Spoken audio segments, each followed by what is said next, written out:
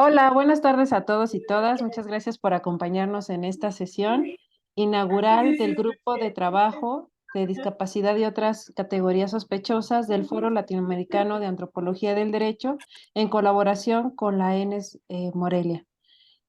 En un momento más daremos algunas especificaciones de este grupo de trabajo y la colaboración con la ENES Morelia, pero me permito señalar que esta sesión tiene como título La interpretación de lenguas de señas mexicana en el ámbito legal, experiencias desde la profesión. Y bueno, como sesión inaugural, es un placer, un orgullo poder señalar cómo se gestó este grupo de trabajo, el cual inició hace unos meses en la colaboración, en el diálogo, en el interés que surgió de sus dos coordinadores, el doctor Víctor Ávila y el maestro Gabriel Tolentino. Y bueno, en diálogo también con Héctor Ortiz y otros integrantes y otras personas que han vertido su interés en este grupo. Y bueno, señalar que este grupo de trabajo forma parte de un, digamos, un conjunto de grupos de trabajo dentro del FLAT, en el cual, como ustedes saben, el Foro Latinoamericano de Antropología del Derecho, el FLAT en México y en Latinoamérica, tiene como objetivo vincular investigaciones, investigadores, instituciones que están interesados en el análisis del derecho desde una perspectiva sociocultural.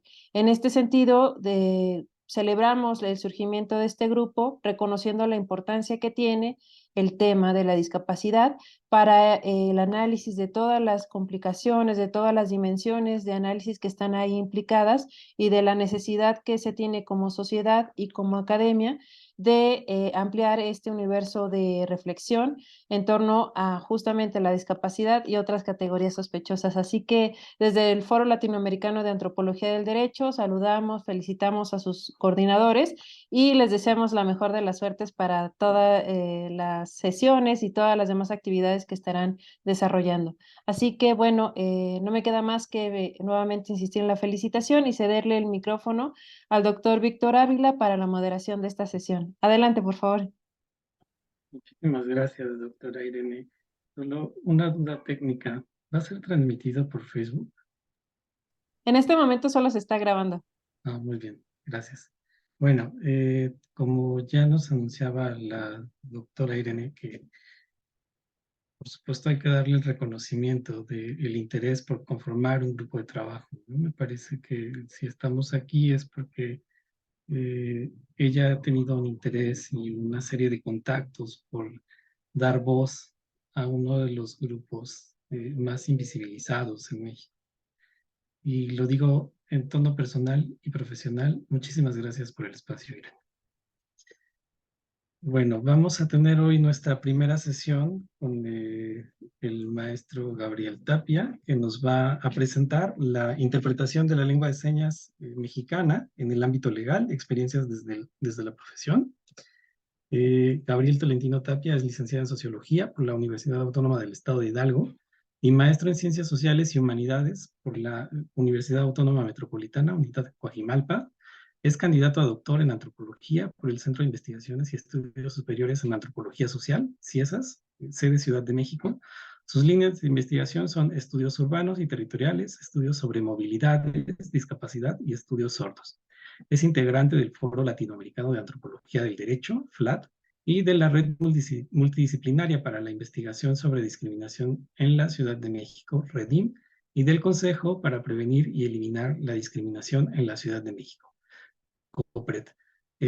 Actualmente labora en el Instituto de Investigaciones y Estudios en Materia de Derechos Humanos de la Comisión de Derechos Humanos del Estado de Puebla. Va a tener como comentarista a Mariana Díaz Figueroa. Mariana Díaz Figueroa es abogada y feminista mexicana. Hace más de 12 años que labora como abogada en la Suprema Corte de Justicia de la Nación. Actualmente es la directora de promoción de los derechos de las personas con discapacidad en la Unidad General de Conocimiento Científico y Derechos Humanos. Es académica de la Facultad de Derecho de la Universidad Nacional Autónoma de México y de la Escuela de Formación Judicial. Ha trabajado como consultora experta para la Comisión Interamericana de Derechos Humanos. Ha impartido diversas conferencias, capacitaciones para personas operadoras jurídicas, organismos internacionales, organismos de la sociedad civil y público en general. Participó en la redacción de los nuevos manuales para juzgar con perspectiva de género y enfoque interseccional de derecho familiar, penal y laboral, emitidos por la Suprema Corte de Justicia de la Nación. Mariana Díaz es maestra en Protección Internacional de los Derechos Humanos y Democracia por la Facultad Latinoamericana de Ciencias Sociales y es maestra en Derecho Electoral por el Instituto Prisciliano Sánchez del Tribunal Electoral del Estado de Jalisco. Ha sido reconocida por el Alto Comisionado de las Naciones Unidas para los Derechos Humanos como una importante activista en materia al ser incluida en la publicación Las valientes aventuras de mujeres defensoras y por la revista del Foro Jurídico como una de las abogadas más influyentes de México. Bien, una vez que han sido presentados nuestros dos participantes, le cedo la palabra al maestro Gabriel Tolentino para que empiece su exposición. Muchas gracias, maestro. Adelante.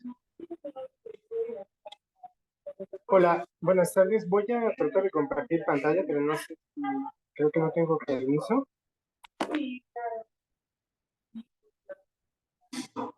Voy. Un segundo.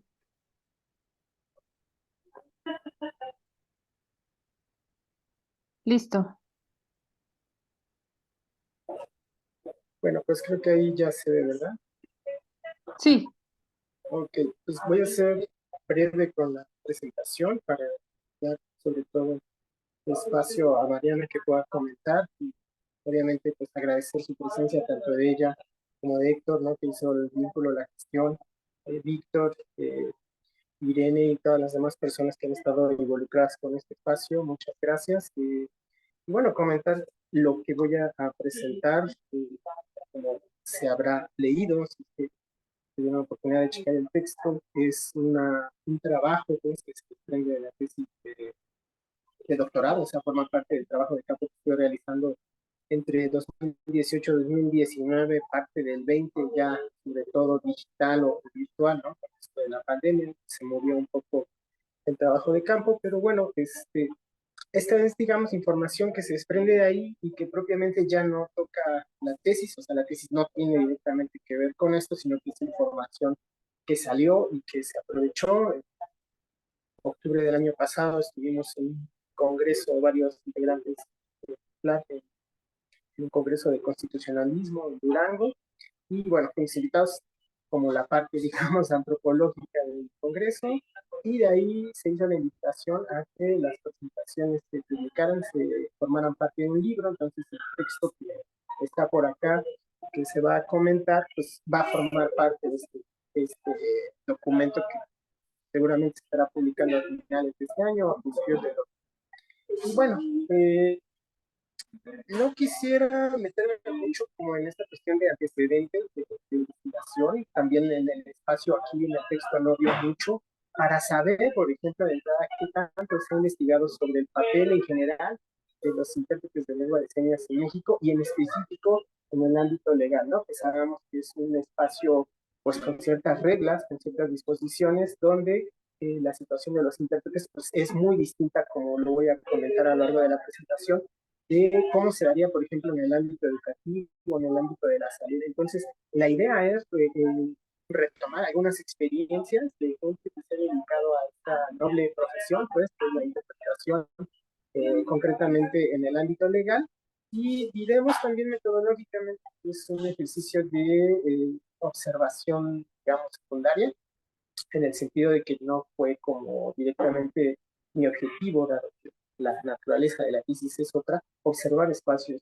jurídicos o legales. Entonces es una observación de segundo orden que se daría a través de las personas involucradas en la interpretación. Entonces hubo por ahí oportunidad de hacer algunas entrevistas donde este tema salía a la luz, y también participé en Chihuahua en una reunión con intérpretes de señas y sordos y sordas que estuvieron reunidos por allá en un evento educativo, pero que también se habló del papel de intérpretes en el ámbito legal, ¿no? En un taller. Entonces estuve por ahí. Y bueno, también comentar que el texto es como algo así como la segunda parte de un capítulo que ya se publicó en un libro junto con otra autora, con Anaí Sierra, donde exploramos también eh, qué pasa con la presencia de personas sordas. Ahí nos enfocamos más en personas sordas, no tanto en intérpretes en el ámbito legal. Es un libro publicado por la UNAM. Bueno, si quieren compartir el dato, pero digamos que es como la segunda parte, ¿no? El otro libro fue sobre experiencias de personas sordas, también observación de segundo, digamos, orden, y este que tiene que ver más con la situación de la gente que interpreta, ¿no? Entonces, pues ese es el objetivo, digamos, sobre todo tratar de analizar estas experiencias de la gente que se dedica a esto y tratar de contrastarlo, pues, con lo que existe en la norma escrita desde un enfoque teórico de los campos de teoría de Bourdieu. No me voy a meter mucho en ese, digamos, en esa discusión, aunque está por ahí, y bueno, ya la metodología más o menos ya comenté en qué consistía, ¿no? Esta etnografía que tiene que ver con entrevista y observación participante. Y bueno, también ya más o menos dije el preámbulo del texto y la organización de la presentación. Primero la parte teórica, que de hecho es así como está en el texto, ¿no? La cuestión teórica, luego la cuestión jurídica y luego la cuestión de las experiencias, al final tratar de vincular estos tres elementos, ¿no? Bueno, lo que en términos teóricos tratamos de abordar esta posición, esta situación de los intérpretes de lengua de señas desde el campo jurídico, desde una perspectiva del lenguaje anclada a la materia de los campos de Bourdieu, y bueno, entender, ¿no? Que un campo para Bourdieu, es decir, la sociedad se divide o se puede entender a partir de ciertos campos específicos, donde coexisten ciertos actores, tienen posiciones, también ciertos capitales, y hay algo que está en disputa en este lugar, ¿no? En este espacio. En este caso, diríamos que es el espacio judicial. Y obviamente en el espacio judicial pareciera que lo que está en disputa, de alguna manera, pues es la verdad del proceso, ¿no? Es decir, lo que está en juego a través, digamos, llegar a la justicia, pues es llegar a una cierta verdad, donde los actores se posicionan con determinados capitales culturales, económicos, también simbólicos, que se van forjando a través de su trayectoria, y pues no es como quizá en otros contextos donde digamos que la verdad y la justicia se puede llegar a través de coerción física. Aún así estaría en discusión obviamente esa parte de la coerción física, sino que tiene algo de peso el lenguaje, ¿no? Es decir, pareciera que en el ámbito legal, en el ámbito de la justicia, los combates son más bien dicho combates lingüísticos, donde los sujetos que están ahí manipulan una serie de disposiciones, de argumentos, de palabras, de formas de decir, ¿no? Y el objetivo es, pues, llegar a cierta verdad y confrontarse con los actores que pueden estar en contra, ¿no? Cuando hay una parte y otra parte. Entonces, pareciera que en este contexto la forma de hablar o lo que se habla, pues, tiene mucho peso, ¿no? Y aquí es donde empiezan un poco, digamos, los problemas cuando tratamos de entender cómo es que ciertos actores que no forman parte de este dominio especializado de la sociedad, ¿no? Como puede ser la ciencia o la medicina, pues carecen de ciertos recursos. Y entra en juego algo que Pierre Bourdieu llama capital lingüístico, ¿no? Que no es otra cosa más que las formas de hablar y de decir que una persona adquiere a lo largo de su vida, a lo largo de su profesionalización, a lo largo de su formación académica, y que empieza a generar una distinción entre adentro y afuera, ¿no? Es decir, quiénes son los agentes especializados, quiénes no, y quiénes caen, digamos, en este ámbito especializado aún sin que lo quiera, ¿no? Es decir, alguien que comete un delito, pues seguramente no tiene muchas ganas de llegar a los juzgados, ¿no? O alguien que es una víctima, pues quisiera no ser una víctima y no caer en el ámbito de la gente a lo largo de su vida, unas más que otras, tienen que ver con este ámbito legal, este ámbito de la justicia en algún momento de su vida, y es entrar a una lógica digamos, social, pero también espacial, incluso, ¿no? De cómo están organizados los juzgados, cómo están organizadas las instituciones, ¿no? En la misma Suprema Corte, si uno no la conoce, si uno va desde auto, uno no sabe cómo funciona la institución, o si uno va a la cárcel, no sabe hacia dónde moverse, cómo moverse. También hay una serie de disposiciones, incluso corporales, de vestimenta y demás, ¿no? Pero también, obviamente, lingüísticas, es decir, en estos ámbitos socioespaciales circula una especie de palabra, digamos, compleja hasta cierto punto, depende para cada actor o actora, donde la gente afuera pues tiene estas complicaciones para entrar. ¿Por qué? Porque se carece de este capital lingüístico que tendría que ver con la formación en el ámbito de las leyes, por ejemplo, ¿no? De las normas. Entonces uno queda supeditado a pues lo que otros actores y actoras realizan en este contexto, ¿no? Y entonces enfrentamos ya de entrada un doble problema. Por un lado es este lenguaje hiperespecializado en derecho, pero que a su vez forma parte de una lengua dominante, que en este caso en México sería el español, pero además que muchas veces, si lo vemos, trae también muchos términos prestados de otras lenguas, ¿no? Es decir, yo he escuchado hablar a abogados, abogadas, y no entiendo por qué todavía siguen acudiendo a términos de latín, ¿no? Entonces, no solo es la lengua especializada, sino también una lengua dominante, y a su vez todo este préstamo de una serie de recursos lingüísticos que vienen de otras lenguas, ¿no? Y eso genera ya de entrada una serie de exclusiones en términos de lenguaje por esta doble vía, por ser agentes no especializados, pero también por no manejar o por no formar parte de esta lengua dominante en la que se escribe el derecho, que sería a grandes rasgos el español.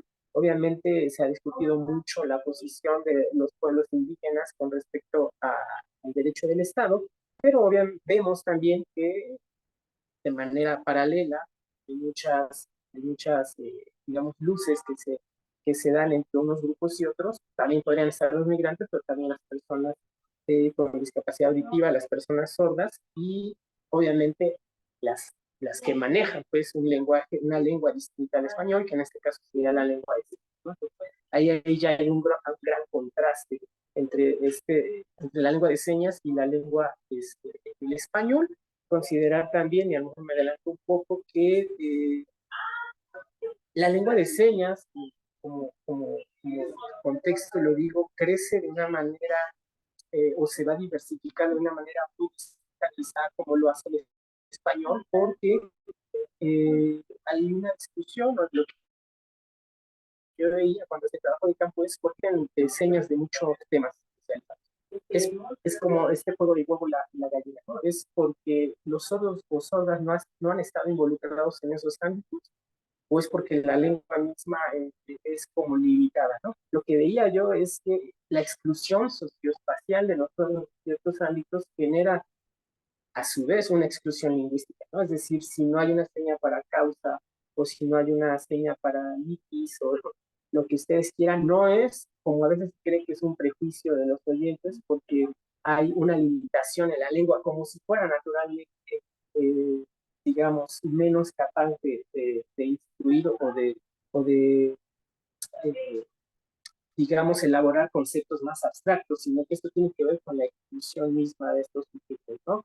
Y obviamente se va dando a lo largo de la vida, es decir, si la educación, por ejemplo, sigue siendo un problema para las personas sordas y personas con discapacidad en general, la universidad hoy todavía sigue siendo complicada el acceso y a su vez a ciertas áreas especializadas, ¿no? Lo veíamos bien con una persona en biología que se estaba formando en esa área, en el doctorado, pues no hay muchas señas tampoco, obviamente, biología. Y no es porque no tenga la capacidad, digamos, la comunidad o la lengua, sino es por una exclusión que el sistema educativo ha dado. Y en el ámbito legal pues pasa lo mismo, ¿no? Todo el trabajo de campo, creo que conocía a un abogado que era hipoacúsico, que es decir, y además no deja de ser solo, sino que fue perdiendo la audición con el tiempo. Esto quiere decir que para poder estudiar derecho o cualquier otra disciplina pareciera que es necesario escuchar y hablar de manera oral, ¿no? Pero bueno, ese sería otro tema. Entonces, la idea es esa, hay una exclusión ya, digamos, social que se revela a su vez como una exclusión lingüística, ¿no? Y bueno, obviamente a lo largo de la historia, sobre todo en las últimas décadas, pues ha habido una serie de cambios para tratar de contrastar o de, digamos, mejor dicho, como dar otra posición a las personas con discapacidad en general, incluidas las personas sordas, que aquí abro un paréntesis, hay toda una discusión si la gente sorda tiene discapacidad o no, no vamos a meter tampoco en eso, pero sabemos que muchas veces se le está, digamos, incluido en este gran campo de la discapacidad, como empieza a suceder desde casi se funda el Estado-Nación mexicano. Las personas sordas caen, digamos, por las leyes, por la estadística, dentro de la gente o dentro de estos grupos de personas con discapacidad. Y a nivel global, pues ha habido ciertos cambios, ¿no? Están todas estas normas, que algunas son obviamente actos, más bien dicho, diría yo, como de buena fe, ¿no? Declaraciones, donde se empiezan a vislumbrar ciertos derechos que las personas con discapacidad deben de tener, y también es interesante, pues, cómo ha ido evolucionando el lenguaje, ¿no? Desde estas palabras de la deficiencia, del impedimento, este, en los 70, en los 80, hasta evolucionar a décadas más recientes, cuando ya se empieza a hablar generalmente de derechos de personas con discapacidad. Es curioso que sale del funcionamiento porque es todavía muy biologicista, ¿no? Hasta llegar a la Gran Convención del 2008, por cierto, sí se sabe pues que el Estado, o la, digamos, la parte mexicana la promovió, este, y bueno, se dice que es el primer gran tratado internacional que es vinculante del siglo XXI, aprueba en 2006, entra en 2008, y hay un parteaguas importante, ¿no? Pero además de todos estos cambios que se han dado a nivel global, que primero yo diría son para visibilizar y luego ya para ir en términos políticos, en términos legales, pues también en México se han dado muchos cambios, ¿no? De entrada, bueno, esta reforma constitucional del 2011 que hace que estos tratados internacionales pues tengan como otra resonancia a nivel nacional, pero también desde antes, ¿no? En 2001, por ejemplo, hubo una, esto es interesante, hubo una propuesta de ley sobre la cultura sorda, ¿no? No llegó a consagrarse. Tengo entendido que por ahí algunos académicos la propusieron con parte de la comunidad sorda, y es interesante, ¿no? Que una cultura, lo que se detecta o se piensa como una cultura sorda, tenga que establecerse como a rango a nivel de ley, porque una cultura se tendría que proteger con leyes, pues quizá por estos procesos de exclusión históricos, ¿no? Por una falta pues, de reconocimiento, tanto social como político y jurídico, que hacen que se promueva una ley de este tipo, la cual tengo entendido que no progresó, pero bueno, ha habido otras iniciativas, ¿no? En 2003 la Ley Federal para Prevenir y Eliminar la Discriminación también incluyó ya cuestiones de sordos, cuestiones de lengua de señas. En 2010 hubo, en 2005, perdón, hubo un reconocimiento, un acto importante, que fue ya concebir a la lengua de señas como parte de toda esta diversidad lingüística que hay en México, ¿no? Recordemos que, pues, digamos que esto solo era un espacio para las lenguas indígenas, y fue todo un suceso, ¿no? Porque generalmente la lengua de señas se relaciona con una cuestión patológica en México, ¿no? Ni siquiera se considera muchas veces como una lengua, ¿no? Como un sistema de apoyo, como una forma, eh, digamos, limitada que permite a las personas comunicar mediante. Entonces sí fue todo un suceso. Y también hay un día, pues, ¿no? Conmemorando esa fecha, el Día Nacional de las Personas Sordas, perdón, de la Lengua de Señas, que esa es una, y otra que sería también Nacional de las Personas Sordas, ¿no?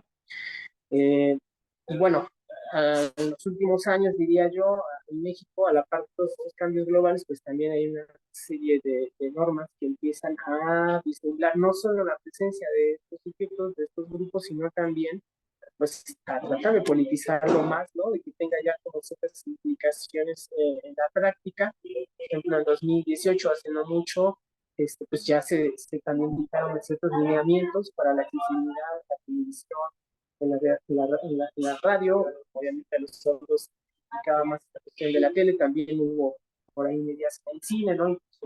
Hubo algunas protestas porque la gente se dedicaba pues al doblaje de voz consideró que a lo mejor su trabajo iba a quedar fuera, lo cual no sucedió. Y bueno, ha habido ciertos cambios, ¿no? Si uno prende la televisión todas las mañanas, se va a encontrar seguramente intérpretes de lengua de señas en varios ámbitos. No estamos seguros tampoco de que estén en los lugares donde deberían de estar todo el tiempo, si son los más importantes o cómo es que se hace la división para aparecer en el ámbito público. Ese sería otro tema de discusión, pero la idea es esta, ¿no? Se empieza a cuajar en los últimos 20 años, digamos, para una serie de disposiciones legales que tienen que ver con un cambio también de época, o sea, no es algo fortuito y no es algo que venga precisamente como de la gente que se dedica a las leyes, sino más dicho como cambios que vienen de abajo, ¿no? La misma convención, digamos, sería el resultado de un gran movimiento global que empieza por allí de los 60, 70, y pues estos cambios legales, también en México, pues forman parte de, o son resultado de ciertos movimientos locales, ¿no? De organizaciones de personas que han estado detrás de ellos. Y bueno, un poco ya para ir aterrizando, yo creo que Mariana pues, lo conoce mejor que yo, pues, ha habido también algunos trabajos, de hecho estuve por ahí de 2014, la Suprema Corte se dio la tarea de ya pensar también en específico qué significa que una persona sorda se enfrente al sistema de justicia mexicano. Entonces, en 2014 se crea este protocolo, ¿no? Para dar ciertas directrices, ciertos lineamientos a las personas que imparten justicia, en casos que involucren a personas con discapacidad. Y aquí el tema es que también se incluye la situación de las personas sordas. En 2022 entiendo que salió otra versión, ¿no? Sobre este mismo tema, pero es interesante la del 14 porque es la que especifica ciertas cosas que son como mucho más concretas, ¿no? A veces la discusión, por ejemplo, de las personas sordas con la gente o los grupos de discapacidad en general es que pareciera que sus demandas como que quedan absorbidas, que oscurecen o no se ven bien, o no tienen la visibilidad necesaria por las demandas de todos los colectivos que tienen discapacidad, no dejan como que las propias necesidades de la comunidad sorda salgan a la luz. Entonces, en estas directrices que se plantearon, se comenta esta cuestión de que debe haber interpretaciones en toda la audiencia y no solamente en ciertos periodos, en ciertos aspectos, ¿no? Otra cosa que también se recomienda que es muy importante es preguntar a la persona qué es la manera, cómo es que quiere comunicar, dado que muchas lo pueden hacer por gusto o no, también es otro tema de discusión a través del español, de la oralidad y de la escritura. Y bueno, en teoría la idea es que la participación de los intérpretes permitiera que las personas sordas conozcan el sentido de la actuación judicial en todo momento, ¿no? Que es todo un problema, es decir, se sabe cuando están ahí qué está pasando. En mi experiencia, lo que vi con algunas personas sordas, pues es que no es, digo, no forma parte del texto, pero sí del otro que les comentaba al inicio, donde pues ni siquiera se lleva al intérprete o se manda a cualquier persona, ¿no? Que pueda más o menos hablar con la persona sorda y pues no se sabe muchas veces qué sucedió en una audiencia, cual obviamente genera, además de todas estas cuestiones del debido proceso, pues incluso implicaciones en términos psicológicos, ¿no? Como yo lo veía, personas que salían más afectadas, no solo por el problema que ya llevaban, sino también por una violencia, digamos, ahí lingüística, simbólica, de no saber ni siquiera qué es lo que había sucedido cuando tú eras como el protagonista de la historia.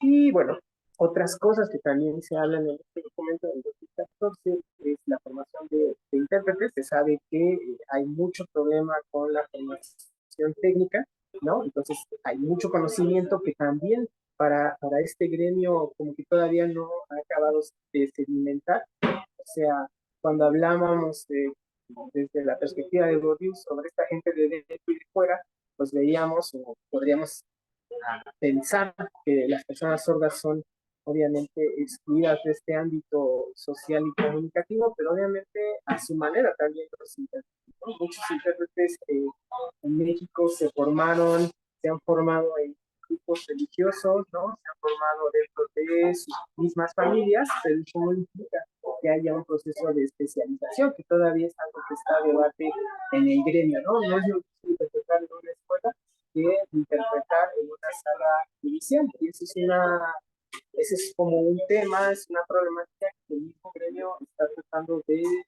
resolver junto con la comunidad y junto también, muy importante, pues con las autoridades, ¿no? Con la gente que imparte justicia. Ya hablaré un poquito más. Y finalmente el protocolo también visibiliza o pone a discusión este tema de lo visual, ¿no? Cuando hablamos de personas sordas hablamos de una cultura visual y obviamente que en el ámbito legal pues también implica, ¿no? Es una lengua, la lengua visual, es textual y es espacial, lo cual implica que para poderse comunicar más allá de, obviamente, en lugar de escuchar, aquí la idea es poder ver, y como vamos a ver un poco más adelante, incluso esas cosas que parecen como que a veces no nos ponemos a pensar mucho, pues tienen muchas implicaciones, ¿no? De si llega o no llega el mensaje a nosotros, o qué significa grabar lejos, ¿no? Que, por ejemplo, la persona que está interpretando no se vea bien, pues después se tiene que acudir a los videos, ¿no? O incluso la situación visual de las personas sordas, ¿no? Donde también empieza a cambiar como su disposición con la lengua de señas, porque la vista también empieza a fraguar, ¿no? A decaer. Entonces, son aspectos que hay que tomar en cuenta cuando hablamos de comunicación en cualquier ámbito, pero obviamente también en el social. Y bueno, ¿qué es lo que pasa desde estas experiencias del oficio? Uno es tratar de comprender cuál es la competencia de las personas sordas en el español y en lengua de señas. Creo que es un prejuicio, ¿no? Todavía se cree que una persona por ser sorda pues ya se comunica automáticamente en lengua de señas como si tuviese un aprendizaje natural. Y es lo mismo que las lenguas orales, ¿no? O sea, nadie sabe español por nacer oyente, digamos. Hay una socialización que hace que uno aprenda una lengua. Y la lengua de señas es lo mismo, ¿no? Pero estas distancias, digamos, socioculturales entre sordos y oyentes hacen creer, en este caso a los jueces, a los operadores de justicia, que la persona sorda que está parada ahí ya sabe lengua de señas y que si se va a garantizar un debido proceso en este caso, es llevar a un intérprete, pararlo y que empiece a hacer señas, ¿no? Lo cual pocas veces se consigue de entrada, porque muchas veces quienes consiguen a los intérpretes, y no debería de ser así, son las familias, ¿no? Llegan a las iglesias, llegan a las escuelas, y son quienes están, digamos, apoyando. Ese es un tema que también hablaremos un poquito más adelante. Entonces, lo primero es tratar de entender desde el ámbito de la justicia cuál es la competencia de las personas sordas con respecto del español, pero también de la lengua de señas, y además del español en términos orales escritos, ¿no? Hay muchos procesos legales que se tienen que hacer de las dos maneras y habría que cerciorarse de entrada, pues según los intérpretes, ¿no? Con los que platiqué, estuve conversando, viendo lo que platicaban en el taller, pues es esta competencia de la comunicación y también obviamente las señas, ¿no? ¿Qué tanto saben de señas?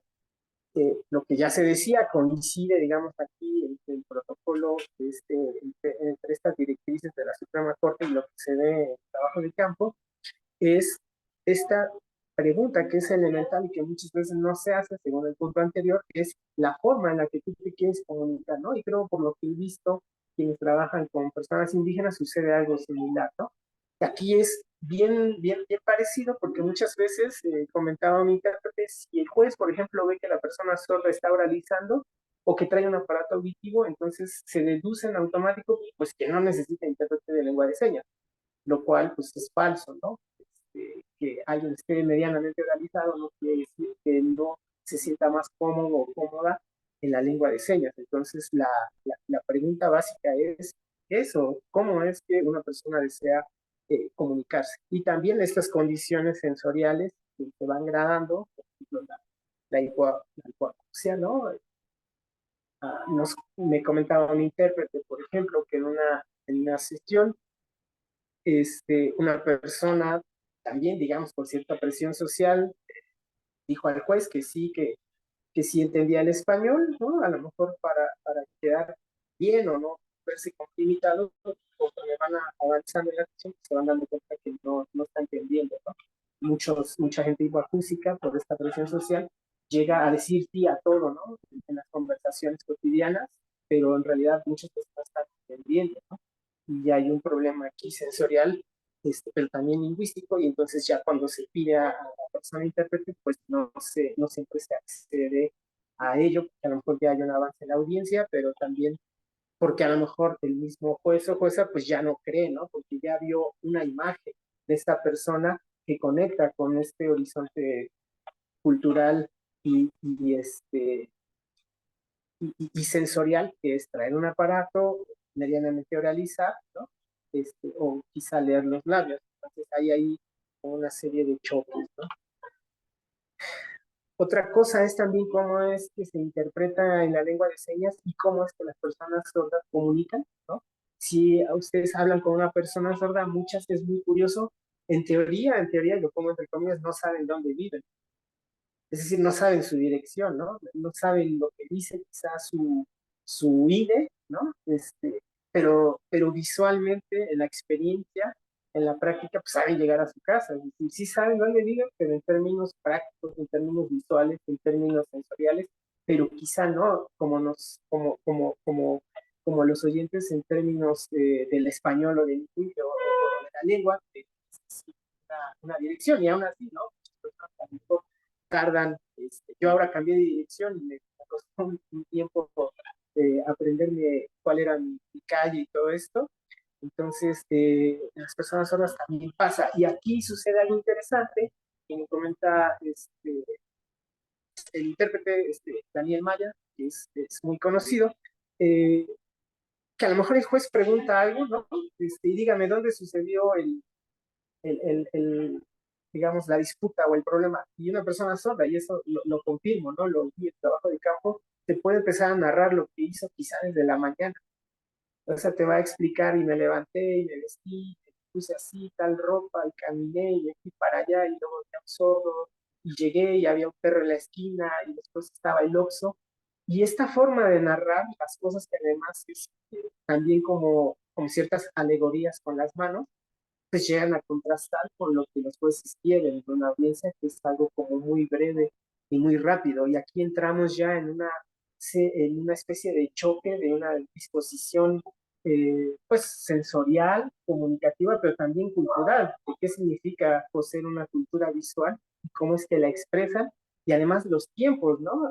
La comunidad sorda creo yo que se distingue mucho porque está alejada, pues, digamos, físicamente, y el día que se reúnen, pues aprovechan todo el día para hablar, comunicar, saben que va a ser el momento de hacerlo, ¿no?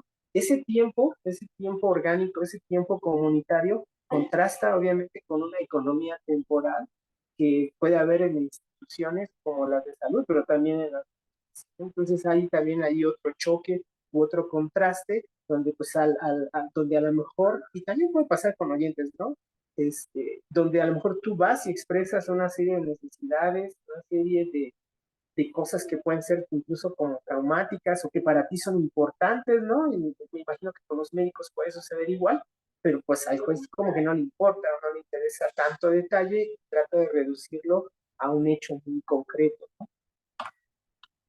Y bueno, otra cuestión es saber, también está mucho a discusión cuando hablamos de intérpretes, es esta cuestión de las competencias y los límites. A ver, otra cuestión muy social que se da aquí es que muchos intérpretes generan una relación, a veces no solo, y de hecho ni siquiera es así por profesional, ¿no? Sino de amistad o incluso consanguínea, ¿no? O sea, se hacen parejas, se hacen novios, novias, por ahí se dice, ¿no? Que hay muchos intérpretes que se llegan como a aprovechar de esta relación para mejorar su capital lingüístico en señas, pero también se dice que hay muchos sordos que se aprovechan, digamos, de los oyentes para aprender español, dado que es una exigencia en nuestra sociedad. Bueno, más allá de estos usos que pudiera darse, pues genera otro tipo de problemáticas ya cuando vamos a hablar del ámbito legal, porque entonces habría que pensar si yo como intérprete, que ya tengo una relación familiar muy cercana a ellos, pues puedo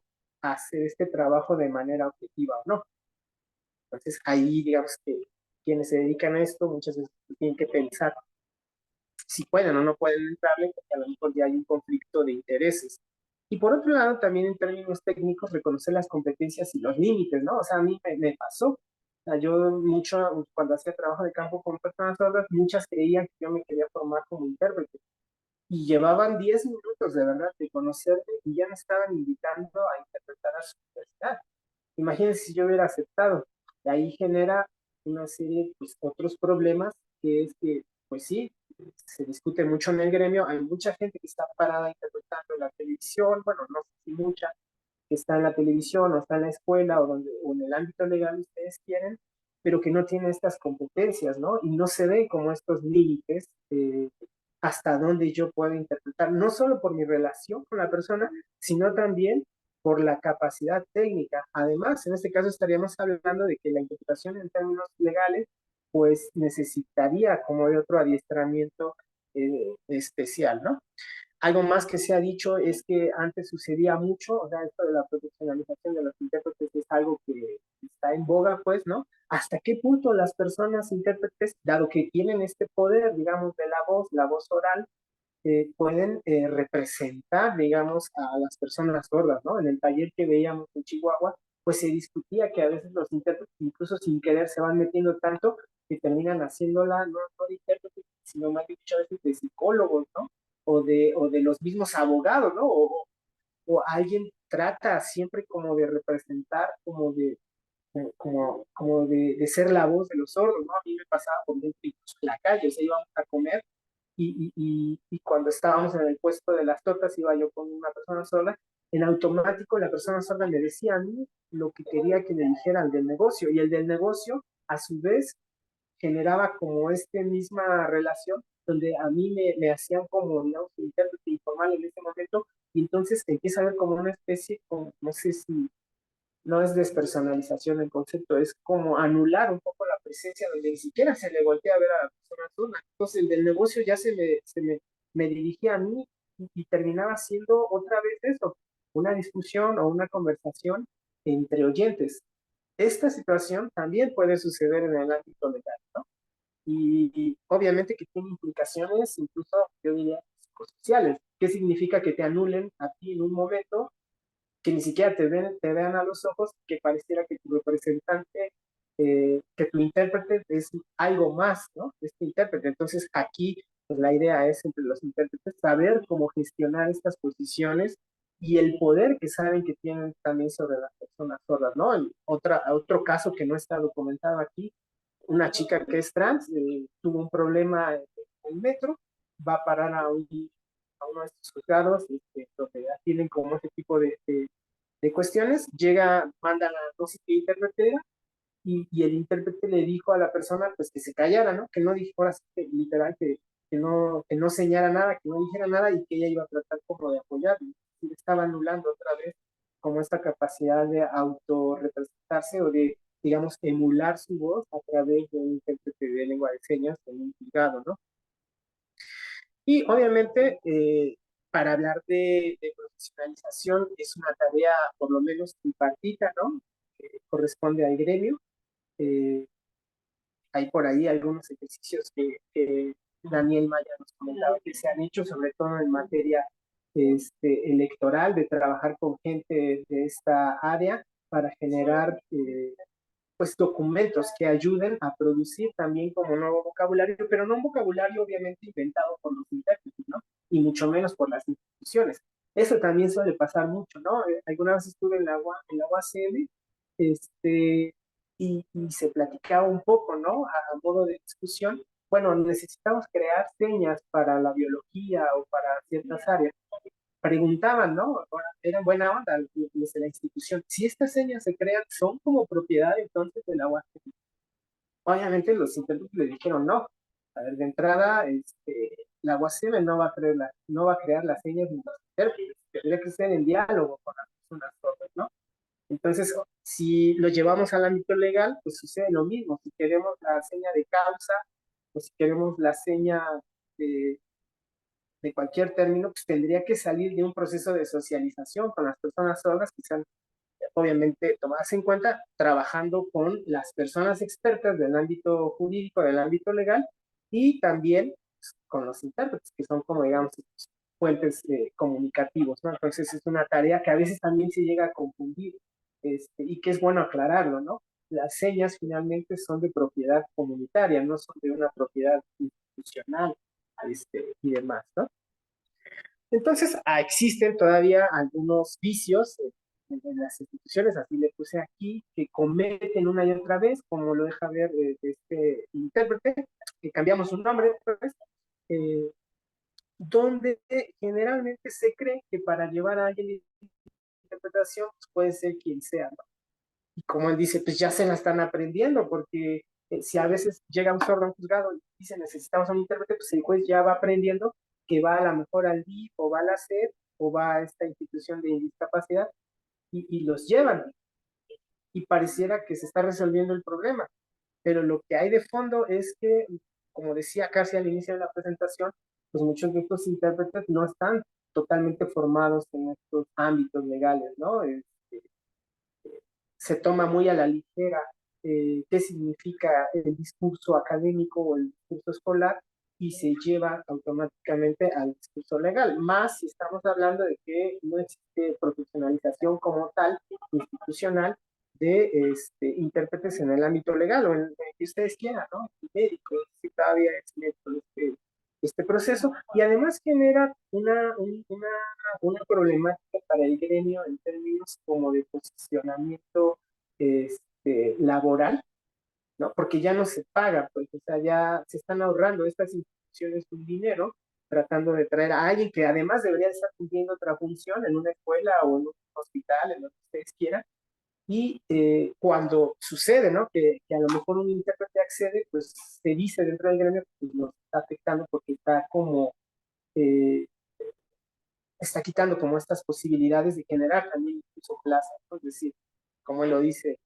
otro intérprete más adelante, si les pagan en un juzgado al juez y les pagan al abogado y demás, también se esperaría que alguien paguen.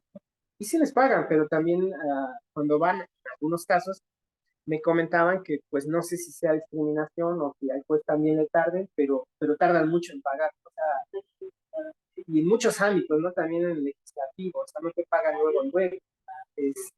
No sé si esto es más de mucho una pregunta, si al juez también le tarde su sueldo 2 o 3 meses, si se tenga que esperar, o el abogado de oficio, o por qué un intérprete tendría que esperar su pago más tiempo, ¿no? Entonces hay una serie de problemas de estar llevando como de un ámbito a otro. Otra cosa es que, bueno, va más o menos relacionado, ¿no? Es más, bueno, sí, de hecho sí es lo que les estaba comentando, qué es lo que pasa cuando con esta cuestión de los pagos y sobre todo, además de los pagos, quién va a pagar, y esto también ha sucedido mucho, es que se supone que en términos institucionales y formales, pues debe ser la misma entidad pública la que debería de buscarlos, y algo que ya comentaba casi también al inicio, y lo que veía yo con algunas personas sordas que también confirmaron intérpretes, es que son más bien mucho buscadas por las personas. Y empieza una serie ahí como un peregrinaje, ¿no? Sobre todo cuando la persona sorda no tiene mucho contacto con intérpretes, pues empezar a buscar. Y obviamente eso hace que su trámite legal se tarde más. Y muchas veces quien tiene que costear, quizá por desconocimiento, por darle prisa a estas cosas, pues son las mismas familias, ¿no? A veces llevan del ámbito religioso, a veces llevan de la escuela, de donde se pueda, y están trabajando de esta manera, ¿no? Eh, Otra cosa que también es muy importante relacionado con todo lo anterior, pues es la acreditación. O sea, ¿cómo se acredita? Yo puedo presentarme con ustedes mañana al juzgado porque me vieron haciendo 3 señas y paso para el juez, dado que no se conoce cuál es la lengua de señas en sí mismo, qué implica ser intérprete, pues que se autorizan. O sea, no hay tampoco dentro del sistema legal un mecanismo que permita como avalar plenamente quién sería, ¿no? Por ahí creo que había temas de catálogo de intérpretes que se estaban haciendo, no sé a fecha si eso ha continuado o no, pero en teoría cualquier persona de ustedes que pueda hacer 2 o 3 señas puede presentarse. ¿Por qué? Porque no hay un documento, ¿no? Y como lo dice aquí el intérprete, pues nada más toma el medida, pero pues sí, cualquiera lo puede llevar, lo cual implica también que el mismo sistema jurídico pues, esté metiendo autogol si no se cerciora a quién está llevando. No hay todo un tema también dentro de la comunidad, eh, cuáles son como las características que un intérprete debería de tener medianamente, ¿no? Hay una aceptación también, digamos, comunitaria, social, que te va acreditando, o sea, no es como la institución, pero a lo mejor lo que tendrían que hacer estas instituciones de justicia es acercarse, diría yo, como a los gremios, a las asociaciones de sordos para tratar de ver quién podría estar respaldado al menos comunitariamente, lo cual pues ya es un gran peso. De hecho, para mí sería el peso principal antes que lo avale una institución del Estado, que también ahí entraríamos en otro problema, en un poder sobre decisión acerca de una lengua legítima o no legítima que recaería en el Estado, ¿no? Y el Estado difícilmente lo puede hacer, dado que no está involucrado de fondo pues, con la lengua de señas, ¿no? Otra cosa que veía es que muchas veces en el ámbito legal se le da más peso a las pruebas médicas, ¿no? Tratar de garantizar esa condición auditiva y fisiológica, pero no a que haya un intérprete. Esto obviamente refrenda una visión totalmente audista y capacitista de qué significa la justicia o qué significa ser sordo en el ámbito legal, y también hablando de la cuestión económica, ya casi termino, pues es esto de cuánta gente se necesita para al menos se dice en muchos juzgados, esto se complica un poco por el dinero, pero también porque se ve como una intrusión del espacio, ¿no? Me voy a brincar, yo creo que esta parte de qué ha pasado, algunos casos con el sistema de justicia oral, pero bueno, muy rápido, antes se comentaba que deben de hacerse más traducciones a la vista, ahora no tanto, ¿no? Eh, También hay que solicitar al juez que se trate de entender lo que la persona está diciendo, que entienda también, ¿no? Eh, Hay que tratar de explicar menos a los sordos, lo cual pues tiene ciertas contradicciones, ya veíamos hace rato esta como cuando tú te vuelves más como representante de la persona sorda y no tanto su intérprete, y también el tema de las exposiciones espaciales y visuales que se supone que se deben de garantizar, ¿no? Cómo deben ir las cámaras, que es algo que se debe trabajar con el gremio de intérpretes, ¿no? Porque a lo mejor la gente de un juzgado decide, pero tal vez los intérpretes y las mismas personas sordas tendrían que apoyar en ese tipo de decisiones, que son técnicas que parecen mínimas, pero no, porque esto puede resultar en estar comunicado o no comunicado, no saber qué pasó en una audiencia, ¿no? Y por último, ciertos prejuicios que además de todos estos temas técnicos y económicos que circulan en el ámbito judicial, pues también ciertos prejuicios que se desprenden, dado que, como también veíamos en el otro artículo, pues la gente que forma parte de, digamos, del mundo de las leyes, judicial, legal, pues también forma parte de una sociedad auditiva, oral, audista, y entonces esto hace que uno también lleve ciertos prejuicios para su ámbito de profesión, ¿no? Uno es, por ejemplo, esto, o sea, un intérprete nos decía que la presencia misma de los intérpretes a veces se ve como una carga, ¿no? No se sabe exactamente cuál es su función, y hablando de las exposiciones espaciales y visuales, pues dónde van, ¿no? ¿Dónde lo colocan? Entiendo que a veces las salas son como muy pequeñas, no es como lo vimos en la televisión, con el cine hollywoodense, y esto genera pues, que haya problemas de entrada, de ubicación. Otro es esto, ignorar totalmente la cultura sorda. Preguntaba en alguna entrevista con un intérprete si se conoce o había algo por ahí que se supiera sobre la cultura sorda y qué implicaciones tiene. Ya les decía yo, por ejemplo, esta forma de narrar las cosas, pues no, no se conoce, no, y aún cuando se ha llegado a mencionar por ahí, pues no tiene como ninguna implicación, ¿no? Pasa de largo. Si existe una cultura sorda, quizás sí, pero no tiene ninguna implicación legal. Otra cosa es lo que se ve, que también más o menos lo comentaba, no solo lo que se ve cuando alguien trae un aparato auditivo o cuando alguien se expresa con la voz, sino también, por ejemplo, un tema curioso con la gente sorda es que muchas, eh, dado que aprendieron a oralizar total o medianamente o casi nada, pues emiten sonidos, ¿no? Como sonidos guturales. Y ese sonido muchas veces, que no es algo nuevo, sino que viene de época muy, muy antigua, desde los griegos diría, se empieza a relacionar con una falta de capacidad intelectual, ¿no? Es decir, cuando no hay emisión de voz, pero hay emisión de otros sonidos, lo que se cree o lo que llegan a creer algunos agentes del ámbito legal es que pues hay un compromiso intelectual. Y obviamente pues, esto es un prejuicio, ¿no? A todas luces, que a su vez se conecta pues con este desconocimiento de este mundo social de los sordos, ¿no? De las personas sordas. Y bueno, más o menos yo creo que ahí lo dejaría con esta cita, ¿no? Y creo que también nos lleva al punto que platicaba yo al inicio de esta violencia lingüística, de esta violencia simbólica, de esta exclusión, ¿no? Eh, de que si muchas veces las personas sordas de entrada ya tienen un conflicto con el español porque hay una diferencia muy distinta de entender y de comunicar el mundo, pues pensemos también cuando se trata de un ámbito de comunicación especializado. Y no quisiera caer como en este forma inspiracional de que imagínense si nosotros los oyentes no entendemos a los abogados, imagínense a los sordos. Pues no, cada quien tiene, digamos, sus problemas con la ley, ¿no?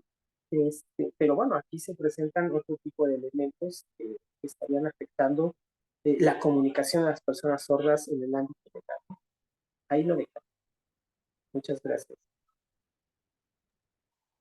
Muy bien, muchísimas gracias, maestro Gabriel Tolentino. Damos la palabra entonces ahora a la comentarista, la maestra Mariana Díaz Figueroa. Adelante, maestra. Bueno, muchísimas gracias por la invitación. Y me gustaría empezar felicitando a Gabriel por la maravillosa exposición. Creo que nos haces, pues, recuento de la gran dificultad que enfrenta la comunidad sorda en el ámbito legal.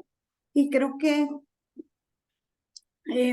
mucho, la verdad, lo podríamos resumir, aunque no es lo único, pero creo que ahí está gran parte del problema y tú lo has repetido en varias ocasiones y creo que en el ámbito de la antropología resulta sumamente importante que no entendemos ni nos interesa entender, bueno, hablo del ámbito legal en general, la cultura sorda, ¿no? Ni siquiera se toma en cuenta, no se entiende, no hablamos de la cultura sorda y entonces en realidad lo que se hace desde el ámbito legal y otras materias es suponer desde el capacitismo de una manera pues sumamente asistencialista, ¿no? Trayendo al modelo médico en lugar de garantizar el modelo de derechos humanos que contempla la Convención de los Derechos de las Personas con Discapacidad. Y esto lo vemos reflejado, primero porque ciertamente, y como tú lo dices, ha habido una discusión muy grande si las personas pertenecientes a la comunidad sorda son personas con discapacidad, y me permito entrecomillarlo, o no. Porque muchas personas pertenecientes a la comunidad sorda justamente no se consideran personas con discapacidad, porque consideran que pues la comunidad sorda es en sí misma una cultura, entonces no puede ser considerada como una discapacidad, ¿no? Y esto es reconocido literalmente en diversas ocasiones por el propio Comité sobre los Derechos de las Personas con Discapacidad. Sin embargo, ciertamente la comunidad sorda se enfrenta pues a diversas barreras que limitan el ejercicio de derechos, entre ellos, sin duda, por ejemplo, el derecho de acceso a la justicia, y lo vemos con todas estas problemáticas, ¿no? Uno de estos ejemplos, como ya lo mencionabas, Gabriel, sin duda son los prejuicios y los estereotipos de los que parte las propias personas operadoras jurídicas, que en esto tienes toda la razón. Cuando hay una persona perteneciente a la comunidad sorda, perdón, en un proceso jurisdiccional, se asume por parte de las personas operadoras jurídicas, digamos, ciertas cosas, ¿no? Desde que se hacen como generalizaciones, pensando en que todas las personas pertenecientes a la comunidad sorda, por ejemplo, son señantes, cuando esto no necesariamente es así. Y lo mismo que tú decías, ¿no? Si oralizan, pues entonces ya no necesitarán intérprete. Y, por ejemplo, asumimos que la única lengua de señas que se va a utilizar en México es la lengua de señas mexicana, y sin embargo existen otro tipo de lenguas, por ejemplo, la lengua de señas maya, pues seguramente si hay una persona migrante señante, pues se requerirá de un intérprete en lengua de señas pues de esa región, ¿no? De cualquier país. Y aunque, porque esto es muy común en el país, por ejemplo, Colombia, Argentina, se hable igual español que en México, pues la lengua de señas no es la misma, ¿no? Por eso tenemos lengua de señas mexicana, lengua de señas colombiana, etcétera, y hay cosas que cambian de una a otra, entonces creo que también ahí existe una dificultad, pues porque no tomamos esto en cuenta, ¿no? Las personas migrantes, refugiadas, etcétera, pues requerirán como ciertas especificaciones para tener un adecuado acceso a la justicia. Y aquí me gustaría hacer énfasis de lo que establece el artículo 13 de la Convención sobre los Derechos de las Personas con Discapacidad, que habla de ajustes de procedimiento. Y para mí es muy importante esto porque hablar de ajustes de procedimiento, como lo habla el artículo 13 de la Convención, es muy diferente a hablar a ajustes razonables a los que se refiere el artículo 2 de la Convención. El artículo 2 de la Convención se refiere a estas adecuaciones que se tienen que hacer en casos concretos y que están sujetas a la razonabilidad. Es decir, el peso que le requiere al Estado y si es razonable lo que le va a costar al Estado, etcétera, para asegurar ciertas cosas. Cosa muy diferente al artículo 13 de la Convención, que nos habla de ajustes a procedimiento. Y estos ajustes de procedimiento son enfocados directamente para garantizar el acceso a la justicia de las personas con discapacidad, en donde, por supuesto, está enmarcada la lengua de señas. ¿Por qué? Porque estos no están sujetos a un tema de razonabilidad o no. Estos son obligatorios, porque imagínense, si una persona es señante y no se le garantiza la lengua de señas, pues entonces no se le está garantizando el acceso a la justicia. Y aquí voy a compartir prácticamente el 95% de las cosas que dijiste, por no decir que el 100%. Primero, nos tenemos que preguntar muchísimas cosas. Por ejemplo, ¿desde qué momento se tendría que garantizar la lengua de señas? Porque yo he advertido, por ejemplo, que esto se hace únicamente en las audiencias orales, ¿no? Generalmente es la práctica en donde hay más utilización de lengua de señas. Pero tendríamos, como bien lo dijiste, que preguntarle a la persona desde el momento en que inicia, que presenta su demanda, si requiere algún ajuste de procedimiento.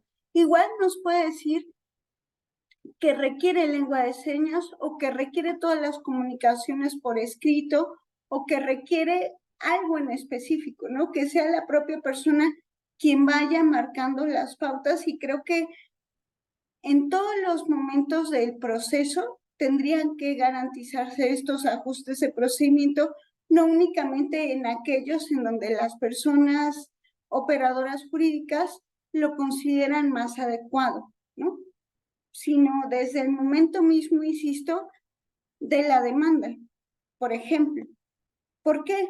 Porque como bien lo mencionabas, el derecho tiene ciertas especificidades que muchas veces no se reflejan en la cultura de la comunidad sorda, o no existen estas señas específicas para ciertas cuestiones, y entonces hay que explicar todo desde el principio, diría yo, contextualizando en la cultura.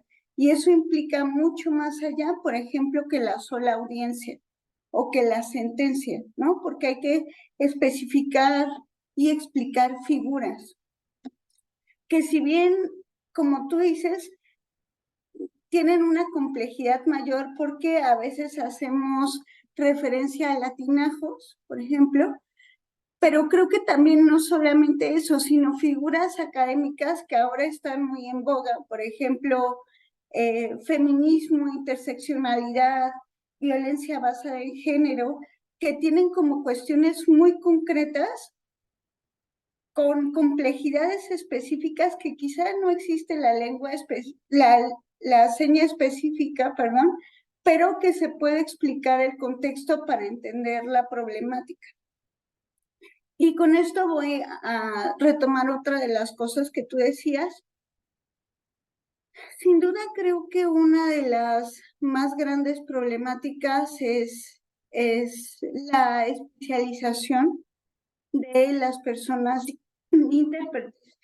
Y me refiero a esto porque, digamos, la complejidad creo que es mucha, porque no solamente hablamos de intérpretes que tengan conocimiento en el ámbito jurisdiccional, que eso ya es pedir mucha información, sino a lo mejor especificidad en cierta materia, ¿no? Porque no es lo mismo la terminología y el contexto que se utiliza en materia penal, civil, familiar, etcétera, y esto aunado al contexto, pues, antropológico, cultural, etcétera, del momento que se está viviendo una violación específica de ciertos derechos. ¿A qué me refiero con esto? Seguramente, por ejemplo, una mujer perteneciente a la comunidad sorda, sobreviviente de violencia, quizá lo más adecuado es que la interpretación que se haga, a lo mejor ella prefiere que la haga una mujer, por ejemplo, en lugar de un hombre, ¿no? Hablando, por ejemplo, de violencia sexual.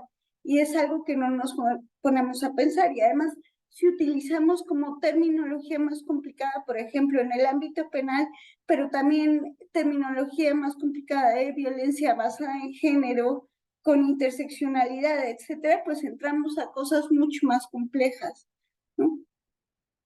Y además esto, también lo que mencionabas, que es otra cosa que preocupa mucho y que creo que tenemos que reflexionar y lograr, pues digamos, un estándar para poder tener personas intérpretes peritas en la materia, a lo mejor, no sé si por materias quizá, y por supuesto, sin lugar a dudas, y lo principal, reconocidas por la comunidad sorda, que creo que eso sería lo principal, porque si no, nuevamente les estamos dejando fuera, ¿no? Y todo tendría que ser, digamos, en virtud de la propia comunidad sorda, porque es quien avala a estos intérpretes y quien nos dice quién les interpreta de la mejor manera y quién no. Entonces, en este punto, insisto, una de las cosas que me parece muy interesante, que también nos mencionaste en tu exposición, es qué tan objetiva puede ser una persona intérprete. Y en eso, digo, en todos los ámbitos es importante, pero en materia jurisdiccional lo es muchísimo, ¿no? Entonces, nos preguntamos esto y a veces entiendo que a personas operadoras jurídicas les puede parecer muy fácil, claro, ante la ausencia de intérpretes autónomos, independientes, especializados, porque luego no se encuentran, ese es parte del problema, que quien lo interprete sea, por ejemplo, un miembro de la familia. Pero justamente lo que tú decías, ¿quién nos asegura que esa interpretación realmente está garantizando lo que nos quiere comunicar la persona? O lo mismo, si la persona que es la intérprete forma parte del conflicto, por ejemplo, es la persona agresora, difícilmente será objetivo, ¿no? Y muchas veces es quien termina interpretando porque no hay otra persona intérprete de quien echar mano. Pero ese es un problema que gran parte, la verdad, lo digo así, tendría que responsabilizarse el Estado, porque garantizar una interpretación adecuada es garantizar el acceso a la justicia, y eso no tendría por qué recaer en responsabilidad de las familias. O sea, no hay manera. sin duda es una responsabilidad que si nos la tomamos en serio, pues tendría que garantizarla el Estado. Entiendo que hay muchas problemáticas para que pueda ser garantizada por el Estado, primero porque necesitamos como ciertos estándares, lo que tú decías también hace un momento, o sea, este tema de la acreditación que me parece muy importante, hasta ahorita que yo sepa no hay lineamientos claros de acreditación para personas intérpretes, entonces ahí también partimos un problema y claro, de las pocas instituciones que tienen algún intérprete, pues las personas operadoras jurídicas echan mano de ellas, pero lo que tú decías, una persona del DIF o de una escuela, claro que no va a tener la especialización que se requiere y en las materias tan específicas, con problemáticas tan específicas que se van requiriendo. Entonces creo que la acreditación y profesionalización en el tema, sobre todo en el ámbito jurídico, que no es lo mismo interpretar en el ámbito jurídico que en cualquier otro ámbito, por la complejidad, ¿no? De la terminología y de los temas, porque no solamente es encontrar a lo mejor una seña que me puede interpretar una palabra, sino que esa palabra implica un montón de cosas, ¿no? Por ejemplo, no sé, usufructo o qué sé yo, ¿no? Entonces es sumamente complejo y creo que hacia ahí tenemos que ir, ¿no? Hacia buscar una profesionalización con ciertas características para asegurarnos que esas personas intérpretes realmente interpreten de la mejor manera posible y para lograr esto, yo creo que el Estado tendría que poner en primer lugar, por supuesto, a la comunidad sorda, porque es la comunidad quien va a decir literalmente quién interpreta de mejor manera sus intereses y la manera en que quieren comunicarse e ir buscando estándares de manera conjunta. Y además, insisto, esto aumenta muchísimo la complejidad porque no solamente es una interpretación aislada de palabras, sino entender la propia cultura de la comunidad sorda, que creo que ahí también es gran parte de la complejidad, ¿no? Pues porque cómo viven ciertas cosas las personas de la comunidad sorda no es lo mismo que como lo viven en las personas oyentes y ahí también hay gran reto de la interpretación, ¿no?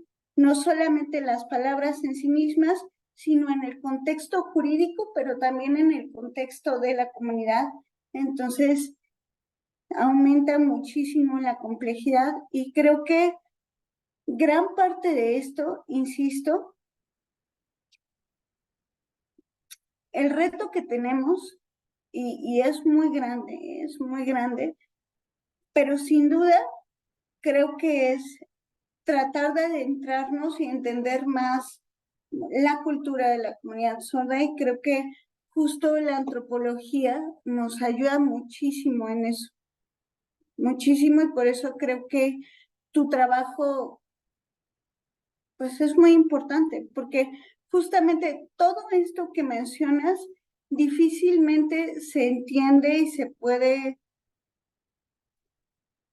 pues no sé, desarrollar o comprender en el ámbito jurídico.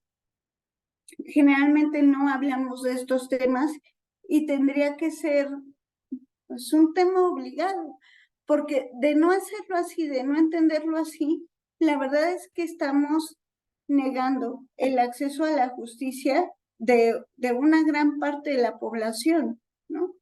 No solamente es una ausencia de personas intérpretes, que es cierto y existe, sino el problema es que eso genera una denegación de acceso a la justicia y con eso una denegación de acceso a múltiples derechos.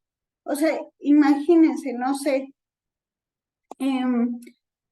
llegan a juzgados, pues muchos casos de personas, por ejemplo, que no les dejan ejercer su maternidad, paternidad, que no les dejan ejercer su derecho a la salud, a la educación, a la vivienda, y todo eso se lleva por el ámbito jurisdiccional. Entonces, todo eso es negado justo por la falta de acceso a la justicia.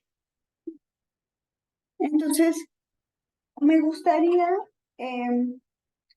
felicitarte mucho por tu exposición y por el documento que nos acabas de generar, que creo que tendría que ser de lectura obligatoria por todas las personas operadoras jurídicas, y no solamente las personas operadoras jurídicas, sino aquellas que diseñan políticas institucionales y también quienes hacen las normas, porque muchas veces todo esto se piensa y se legisla sin poner al centro a la propia comunidad sorda. Y creo que si hacemos eso de manera, pues sí, de manera generalizada y sistemática, como ha sucedido a lo largo de la historia, se va a seguir segregando a la comunidad sorda, porque un grupo de personas, generalmente oyentes, porque este mundo está hecho para un tipo estandarizado de personas, ¿no? Personas blancas, heterosexuales, cisgénero, generalmente sin discapacidad, y dentro de las personas con discapacidad se relega en gran medida a las personas de la comunidad sorda. Entonces, si relegamos de todo este diseño institucional a la comunidad sorda, pues seguiremos perpetuando lamentablemente esta discriminación histórica y sistemática, ¿no? Insisto, no hay nadie mejor que las personas pertenecientes a la comunidad para decirnos exactamente lo que requieren y guiarnos para que esto realmente sea efectivo y se pueda garantizar su derecho de acceso a la justicia. Muchas gracias. Muchas gracias, maestra Mariana, por tus comentarios. Son muy interesantes. Eh, no sé si Héctor o Irene tengan algún comentario o alguna pregunta para Gabriel. No, pues en realidad sí, también, digamos, mi experiencia está más en el ámbito de los derechos de los pueblos indígenas, pero sí, la discusión sí se ha dado mucho en torno a cómo definir, pues, el papel del intérprete, ¿no? Digamos, en principio pareciera como que pues, solo se trata de una traducción hecha de manera oral, pero pues siempre hay un problema de interpretación en el sentido hermenéutico, pues, ¿no? Es decir, el, el, el intérprete no tiene todas las palabras a la mano, pues, ¿no? Normalmente no las tiene todas a la mano, entonces sí tiene que hacer algunas explicaciones para darse a entender, ¿no? Y al revés también en realidad, porque le están dando información sin uso de términos técnicos y tiene que tomar la decisión de si usar el término técnico o pues plantearlo tal cual lo está planteando la persona que se está tratando de dar a entender, pues, ¿no? Y en ese juego, pues siempre hay esa suspicacia de parte de los operadores de que se están poniendo de acuerdo en algo, pues, ¿no? Es decir, pareciera como que el papel del intérprete tiene que ser neutro, ¿no? Es como una máquina, pues, ¿no? Nada más pasa las palabras de un lado para el otro, pues, ¿no? Y pues es un mal entendimiento de qué papel está jugando, pues, ¿no? Entonces sí, pues me queda muy claro el problema que estás planteando, pues, ¿no? Sería todo nada. Muy bien, muchas gracias. Irene, ¿quieres agregar algo? Pues básicamente felicitar a Gabriel. Coincido en que es muy necesaria esta parte más etnográfica en todos estos, justo para poder mostrar toda la complejidad que enfrentan los justiciables, ¿no? Y sobre todo atendiendo a estas cuestiones de interseccionalidad que también destaca Mariana. Y bueno, entiendo que justo Mariana tiene que retirarse y bueno, con estas cuestiones tecnológicas que tuvimos al inicio, pues bueno, no quisiera abusar del micrófono, así que pues sería todo. Muchas gracias. Muy bien, muchas gracias. Bueno, quiero hacer un comentario así súper breve. Me parece muy importante que esto que está señalando Gabriel en torno a la figura del intérprete en materia de acceso a la justicia, pero creo que es un asunto fundamental en asuntos de discapacidad, ¿no? En donde un asistente, sea del tipo que sea, tiene que ser pagado por la persona que requiere los servicios y el Estado o las instituciones se deshacen de su responsabilidad, ¿no? Ya sea en el ámbito escolar pidiendo una guía sombra, ya sea en el ámbito de la justicia pidiendo un intérprete, o hasta la movilidad, ¿no? El acceso a la movilidad de repente de personas con alguna discapacidad que les implica la movilidad propia y que requieren de un asistente para moverse constantemente en espacio público o privado y tiene que salir de sus bolsillos.